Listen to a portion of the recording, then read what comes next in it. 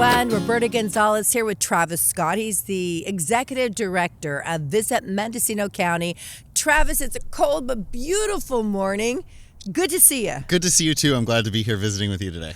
You picked 3 spots for us to tour in Mendocino County for this episode or this edition of our podcast. I wanted to ask you, why did you pick Pacific Star? Well, Sally's a great reason to pick Pacific Star. She's a wonderful character and a fantastic winemaker and host.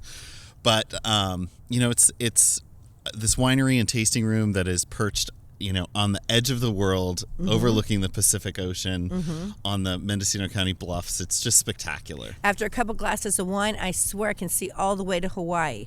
That's how close you are to the ocean. You Yes. really are. I think it's the winery that is the closest to the ocean, the Pacific Ocean. It is, yes. Yeah, right? It's just gorgeous. It's beautiful. As you said, Sally is a character. Yep. Yeah, so how about we get right to it? Pacific Star Winery.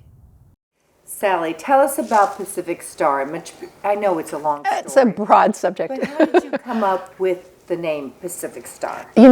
My customers ask me that once in a while, so it's on all the signs as you drive down the road, and it's on the labels, and they'll ask me, why Pacific?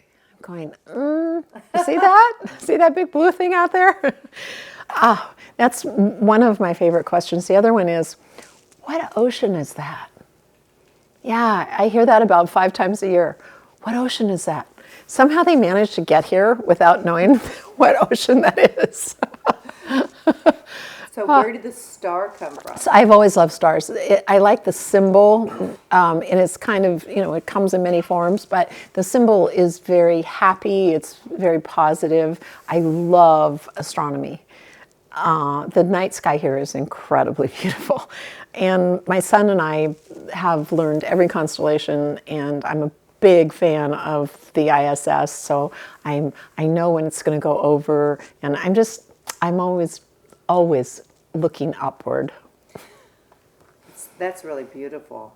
Are you originally from California? I grew up about 12 miles from here, Pudding Creek, just north of Fort Bragg. And at the time, it was a Finnish community. So my entire family lived on the same road.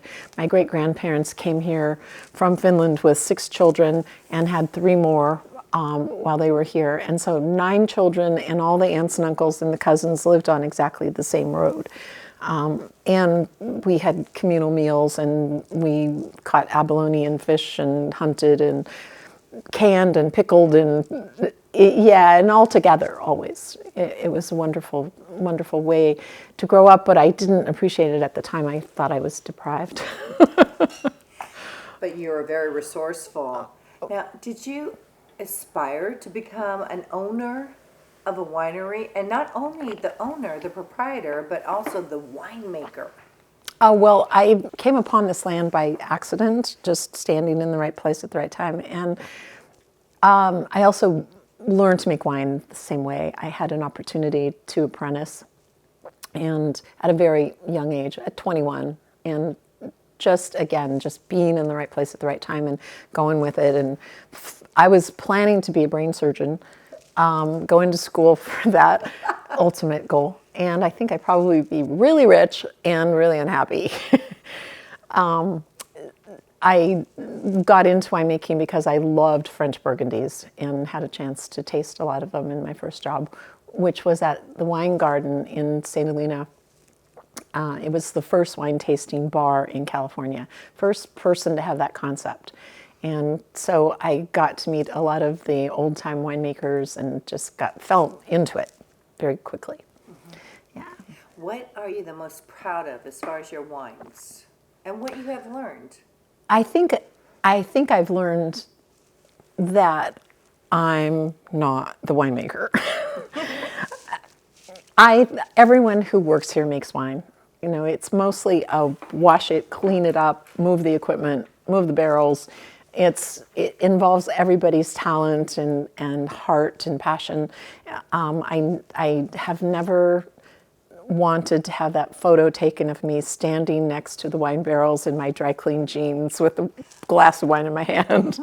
It's a hard job. I mean, look at these fingernails. I have no fingernails, ever. I've never had a manicure. You can't have nice fingernails and make wine. And I don't do the heavy lifting anymore because I've been in this business for 35 years. But yet I have this amazing staff. And I think women have a big role in this business now, where when I learned there was no such, well, there were 3 women winemakers. Now there are probably 3,000. More, maybe. Well, maybe you have been a trailblazer then. I don't think of myself as that, but I have had apprentices come here, women apprentices, and one of them actually went on and opened her own winery. Did she? Yeah, I'm pretty proud of that. Yeah. Good for you. Well, you've created such a beautiful home here, a beautiful winery, and you get to see the best sunsets on the face of the earth. I'm so glad you got to see that. It's wonderful. Now, for you, what is there a daily life? I mean, is there a routine to your daily life? Yeah, work. But I love it. I love my work. I'll be 70 in July, and I've been doing this for a long time. And people say, and I meet retired people every day, and they say, well, when are you going to retire? I'm not. I just think that if you can find something that you love to do for your entire lifetime, I do. My job is very varied. I can be involved in the guts of it, the winemaking, get messy part, and also I meet people every day I used to meet people from all over the world. Now they're all from California or the U.S., which is interesting because COVID has changed the clientele so much. We don't have travelers from Europe here anymore, but I never knew who was going to walk around the turn and park in the parking lot and come walking at me, and they're always smiling. Every single one of them is smiling. They're already into it. But what is wonderful is the setup you have with the beautiful red chairs, and you just stare out at the ocean. I love red. I think it's a happy color. Yeah. Yeah, we have many, I have customers who come here and sit in every position that you can sit in.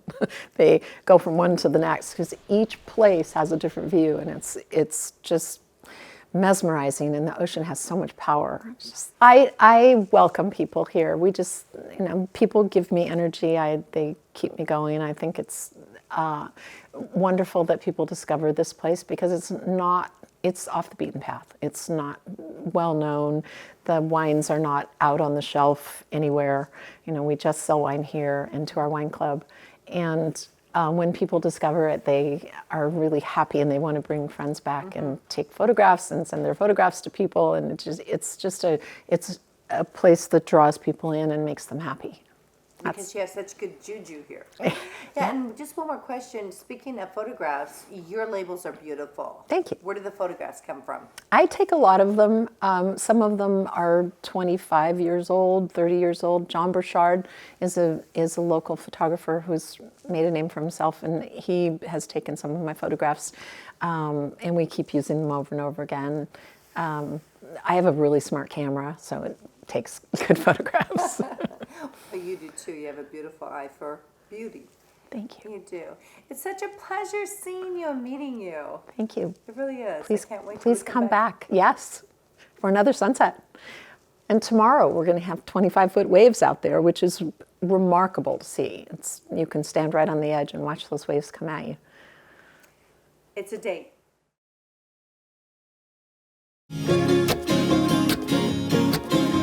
Rolling hills and vineyard valleys, redwood forests, and a stunning coastline. Mendocino County features wineries, breweries, restaurants, and lovely places to stay. For a breath of fresh air and room to roam, visit Mendocino County. Travis, I just love Sally. Not only is she a winemaker, but she's so creative in all aspects. I know. She's just great. I love visiting with her. So Pacific Star is in Fort Bragg. Yep. So how about we jump in the car now? We go down the Mendocino coastline and we end up where? Point Arena at B. Bryan Preserve. Who knew there were giraffes and zebras in Point Arena in Mendocino County? I know, that little slice of heaven corner of the world that we have. B. Bryan is a cool place. Started in 2008 by Frank and Judy Mello. who retired from Texas and moved back to Mendocino County after their careers and brought with them a bunch of African hoofstock that they had on their ranch in Texas. And since then, they've been dedicated to breeding and protecting these beautiful creatures. I don't know if you're aware that giraffes and zebras are my favorite animals of all, except for dogs. So I was just losing my mind. Right? Yeah, I was at B. Bryan Preserve. Let's get there. Room to roam. Visit Mendocino County. And that's right. When I talk about room to roam, we've got about 110 acres here that we've got plenty of room on. We are at the B. Bryan Animal Preserve and Point Arena. And with me is Becky McLaughlin, and she's an animal caretaker. And boy, 110 acres. What can you preserve on 110 acres? So we focus on African hoofstock is kind of our goal for breeding and conservation. And we have a set number of species, about 10 on property, and we want to give those animals lots of room. So we give them big open pastures so they can exhibit all those natural behaviors, natural herd sizes, and really thrive. But Becca, whoever thought about an animal preserve and Point Arena? And when we say hoofed animals, we're not talking about horses and cows, are we? No. What are we talking about here? We've got mostly giraffe, zebra, and a variety of antelope species. So again, who'd have thunk that we have giraffes and zebras and Point Arena? A lot of people don't know we're here. They usually see a flyer as they're out visiting the coast and say, hey, I can feed a giraffe out here. I should stop by and check it out. I love animals. I specifically like giraffes and zebras. They are my favorite. I go to the Oakland Zoo and I'm able to feed them and enjoy it.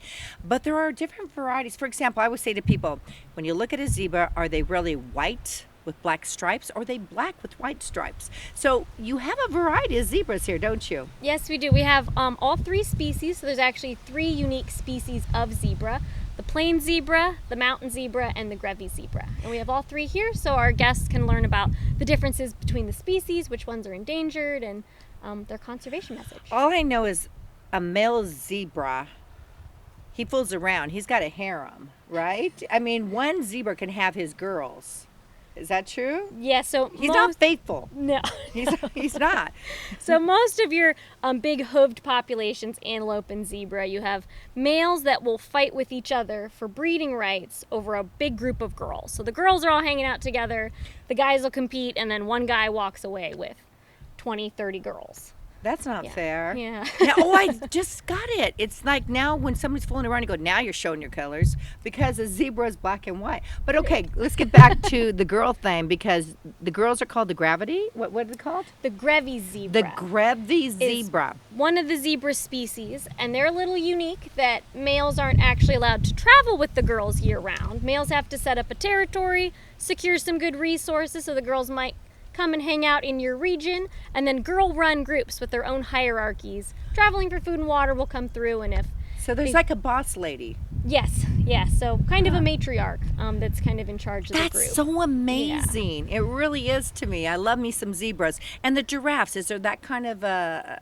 thing going on also between the Yes. males? Oh, Yes, really? so again, you'll have bulls that will compete with each other, and with giraffe, it gets pretty aggressive in the wild. You'll see them really swinging their necks, trying to hit the other guy with those big structures on the head to fight for those breeding rights.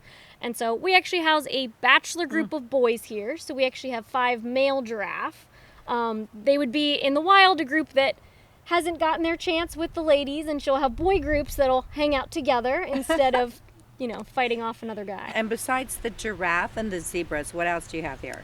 A lot of antelope. So we've got sable antelope, roan antelope, and greater kudu are our 3 big herds. Are they girls against guys too, or have their own little clusters? Pretty much big groups of girls with 1 male. So when you come out here, most love of the this. individuals you're looking at are females. It's girls' night out! Yay!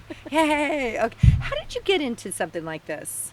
So I studied wildlife management and conservation up at Humboldt State University. Oh, Really great. wanted to help with captive breeding programs, those insurance populations in human care in case a reintroduction is called for, and did a couple internships and worked at a facility similar to this in Texas, and then moved back out here to work at B. Bryan Preserve. What is your favorite thing to do or see, or you look forward to here at B. Bryan Preserve in Point Arena?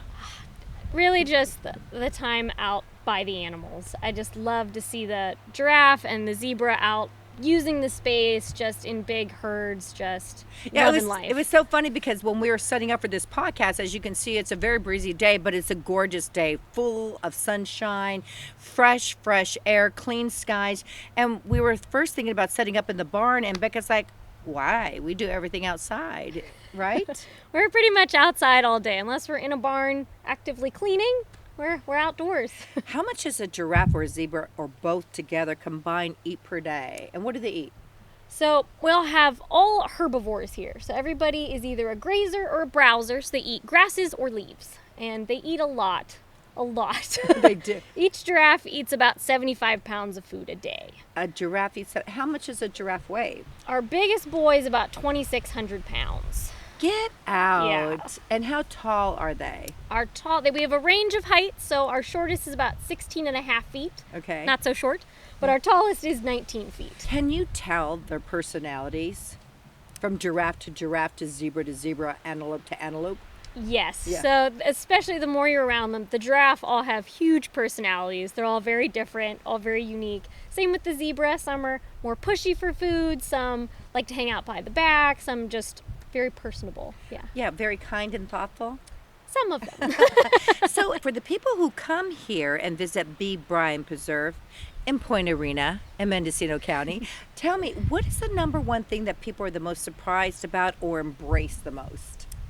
People are usually surprised at how different the zebra are. Most of us, a zebra is a zebra. They're striped. Right. And then when you see those 3 different species and we talk about the Right. differences, the range of how different they are is really shocking for a lot of people. So is it really white with black stripes or black with white stripes, or does it depend on the zebra? It's kind of, we say it's up to your own interpretation. So a lot of striped animals will also have striped skin. Zebra skin is actually gray. So if you shaved a zebra, they're not actually still striped under there, so it's not really like a set color background. Why would you want to shave a zebra? You don't want to shave a zebra, but if you were to, their skin's gray. So Yeah. they're very horse-like. Do people ever ride a zebra? No. No, So okay. zebras have never been domesticated. They're much wilder than their ancient horse kind of relatives. And they fool around. And they're just not usually the nicest overall. Zebra are kind of mean animals overall with each other and just more aggressive and don't make good pets. I could spend all day here and just listening to you because I can tell you really have a passion for what you do. But tell me your best unique experience here. So the giraffe are always a highlight for any guest that comes, just to get up close and get to feed the giraffe. We have lettuce that you give to them on tours. But the best way to get really up close and get a little bit of that personality is through our painting sessions. So first Saturday of every month, you can come out. We take a group of up to 8 people, and you get to come and pick colors and get a painting done by one of our giraffes. Get out, I want a painting by a giraffe. So how do we do that? Do we make reservations? Do we call you? How much does it cost? You can sign up online. You can also call the number on our website. Look for the next available time. It's just once a month, first Saturday, and we can help you get scheduled from there. Oh, once a month. Okay. Once a month. And we're providing all this information along with our podcast online. And also you could always go to B. Bryan Preserve to find out more information about that. But giraffes really like to paint? They love to paint. What do you do? Put the paintbrush in their mouth? So we do or a lot in of... their hoofs? No. Okay, I'm sorry. No. We do a lot of training with them for other husbandry things like blood draws and hoof trims to help make sure they're staying healthy. And so the main thing that they know to do is we have a tennis ball on the end of a pole, and they know that when they touch their nose to that, they get a treat. And so that's kind of the building blocks of starting any of those behaviors. And so for painting, we just tie a paintbrush to that tennis ball. And so they push it with their nose and they spin it with their tongues, and it just gets all pretty all over the canvas. Oh my goodness. And you are open for people to come and do that now? Yes. Fantastic. This has been so enlightening. This is what I'm talking about, people. It's room to roam. Visit Mendocino County, anywhere from the great delicious foods and bakeries we've been experiencing, the wine tasting, the breweries, the distilleries as well, the wonderful bed and breakfast locations. And now, oh, guess what? We went to Oscar's place, the Donkey Reserve. The Donkey Preserve Reserve, where they have rescue donkeys. And Ukiah, have you been there? No, I haven't been Oh, there they're yet. wonderful. They're like little doggies. Oh. They're like little doggies. They follow you. They do whatever you ask. You say, come here, they come. Donkeys are wonderful. Yeah. Do giraffes come when you call them? So we say they're kind of like cats. They definitely know their names, but whether or not they feel like coming is all on their terms. Okay, all right. So this is another destination for you, Room to Roam. Visit Mendocino County, B. Bryan Preserve, and Point Arena. Thanks so much for your time. Oh, it's so Been happy fun. to be here. Yeah. Yeah, all right. Mendocino County, vibrant with incredible views, offering amazing outdoor activities from hiking, biking, and kayaking to wine and beer tasting, gallery hopping, and golfing. Try rail biking. For more adventures, visit animal preserves. And when it's time to take a break, relax at sidewalk cafes and restaurants. Stay longer at any lovely inn throughout the area. For a breath of fresh air and room to roam, visit Mendocino County. Travis, I don't think you know, really, seriously, giraffes and zebras are my favorite animals besides dogs. Right? Yeah. So, yeah, I mean, as we've talked about many times, how pet-friendly Mendocino County is. Giraffes and zebras, so... Seriously, Mendocino County, very pet friendly. I've taken my dog, taken my son's dog. It's just a blast. But while we were there in Point Arena, we found another gym right around the corner from B. Bryan Preserve, and we found... Franny's Cup and Saucer. Woohoo! Gotta stop every time you're in town. The cream cheese pockets are out of this world. I was surprised at the line out the door. Every day, if you're not there early, you're missing out. You are. Okay, so it's a mother-daughter. It's a mother-daughter team. Mother-daughter team, Barbara and Franny, and they've been doing this for a lot of years in Point Arena. And we're just blessed to have them there, feeding us all these wonderful baked goods. Let's see what they have for us today. Room to Roam. Visit Mendocino County. That's what we're doing on our podcast, audio and video wise. And we've been everywhere, all over the place, learning about so many different things from Ukiah through the Redwood Valley, through Anderson Valley and Topland. Well, today we are in Point Arena. Have you been there? Have you been to Franny's Cup and Saucer? And gifts too. Well, we have with us today Franny Robbins, and thank you so much for helping us out today and setting us up in your own garden. Oh, thanks, Roberta. Thanks for having me. When I told anybody and everybody we were coming here, everybody was so excited because you are the talk of the town. Not just the talk of the town, but the talk of the county because of your baking. How did you get involved with baking? Oh, well, my parents owned a bakery when I was growing up, and I worked for them. And my mom, Barbara, is my business partner now. So I grew up in the business, and I've always really enjoyed it. How fabulous is that? You learned to bake from your mom? I did, yeah. And then you baked together, right? You worked hand in hand for We so many do, years? yeah. We've had the business together for 15 years, 16 years next April. What is your favorite thing to bake? Oh gosh, that is a really good question. I really love I love fruit desserts. So when I'm at home, I love doing pies and really simple desserts. When I'm at work, sometimes they're really over the top crazy stuff because it's fun because it's so out there, you know. I think it would be very clever to be able to go into your garden and pick an apple, like right here. And what kind of apple is this? Oh, that's a pink pearl apple. So it starts off like this, for those of you that are watching our podcast, watching on video, but those on audio, we're holding up a pretty magenta apple here. And then it turns out to be something as beautiful as this. And what is this called? Oh, that is a vanilla bean tapioca pudding with a pink pearl apple compote. That is gorgeous. And so you have this wonderful garden here, and you're able to transform your beautiful fruits that you grow into lovely desserts. How hard is that? Because I cook. I don't bake. This is all foreign to me. I mean, it's delicious. I think baking takes a lot of patience. Ooh, it takes a little bit of precision. Yes. I think it intimidates people, but once you have your basics down, then you can start, getting more creative. It's pretty great. Like always having these new ingredients to work with. It definitely keeps me thinking and keeps me changing things, on a regular basis. Because, for instance, last week I got to work and there was a big 5-gallon bucket of pears that a customer had dropped off. Wow. Yeah. Wow. So it's like, well, what do you do with 5 gallons of pears, Right. So it's like, it's a really good way to just keep the creative juices flowing, But when they bring you a a 5-gallon bucket of pears, do they expect you to make them something as well in return? Usually not. Oh, You know, cool. I mean, I'm sure it's a nice bonus, but I think like all of us, like there's so many people out here that they love gardening, but I know at home I'll have like way too much of one thing. Right. You know, and you're just like, you just want to give it to somebody who can use it. Usually tomatoes in my household. Right? I'm growing a ton of tomatoes and so many peppers. I like to garden and grow everything to make salsa. Yeah. And so then I end up with a ton, like right now, 6 different types of peppers.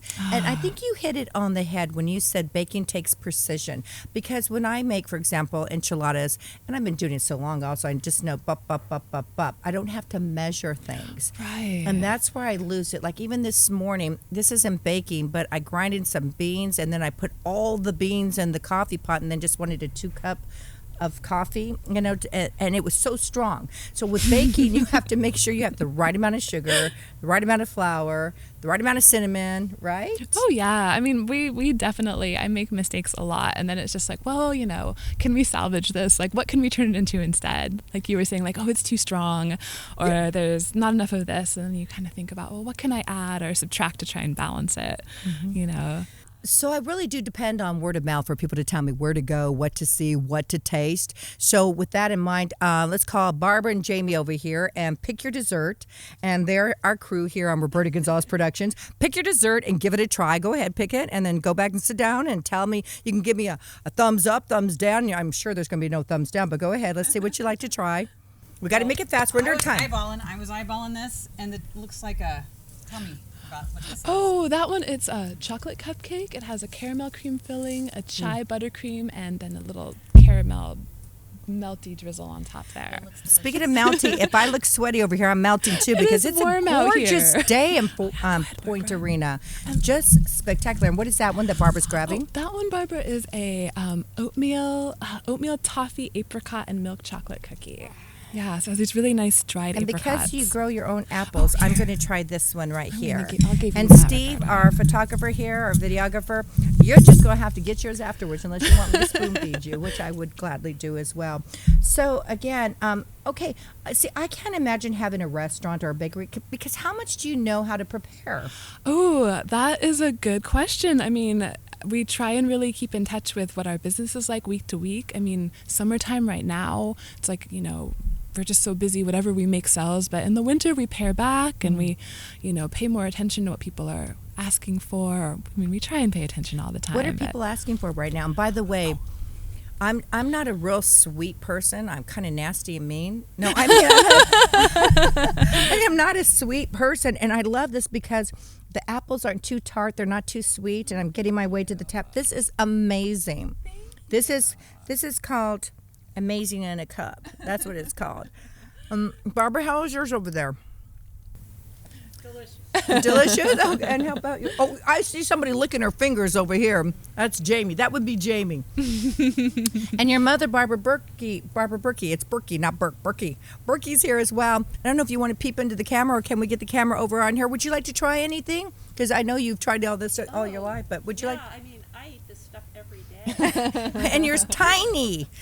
I know, but I do like my sweets, and you know, I'm gonna hold off right now because I haven't had lunch. But I'm glad you're enjoying everything. And Barbara, you have my hands down favorite cookie, the toffee oatmeal chocolate chip apricot cookie. I love those, and I could eat one every single day. Every single day. I think I could eat this every single day too. Do you make your own tapioca as well? Yeah, How yeah. do you do this? How do you make all this? And again, know how to make enough for everyone, or is that when they come in and go, is that around? Well, sometimes we do sell out of a lot of things, you know, and earlier in the, in the earlier part of the day, but we always tell people they can call us ahead of time and we'll save anything for them. You can do that. Yeah, then. So I can definitely. call you up and say, Franny, I'm leaving San Francisco and it's 100 miles away, but I'll be there in about an hour and a half, 2 hours, and you have it for me. Exactly. Love that. Like, don't speed, Roberta. It'll be waiting for you. It'll be there for. If there's one thing you want to tell everybody about Franny's Cup and Saucer, what would you like to say? Oh my gosh. Whew. Big question. Oh gosh, I'd just like to say that, we really enjoy what we do, and we're really lucky to have customers that really appreciate that. And I hope everybody gets a chance to come see us sometime.